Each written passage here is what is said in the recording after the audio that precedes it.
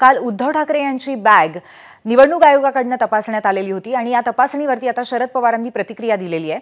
सत्तेचा दुरुपयोग सुरू आहे असं शरद पवार यांनी म्हटलंय। उद्धव ठाकरे यांच्या बॅग तपासणीवरती त्यांनी ही प्रतिक्रिया दिली आहे। विरोधकांना त्रास देण्याचा प्रयत्न आहे असंही ते म्हणाले। विरोधकांच्या या गोष्टीचा निवडणुकीवर परिणाम होणार नाही असंही विधान त्यांनी केलंय। सत्ता त्यांच्या हातात आहे, या सत्तेचा वापर कसा करायचा हे त्यांनी ठरवले। विरोधकांना त्रास देणं हेच सत्ताधाऱ्यांचा एकंदर दृष्टिकोन आहे, ते सहन करावं लागेल।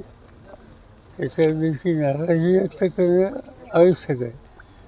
सामान्य लोकांनाही कळतं आहे, पण सामान्य लोकांना या पद्धतीची वर्तणूक विरोधकांना दिली जाते ही फसवणूक ठरली असं मला वाटत नाही। निवडणुकीवर परिणाम होईल अशी नाही आहे ही।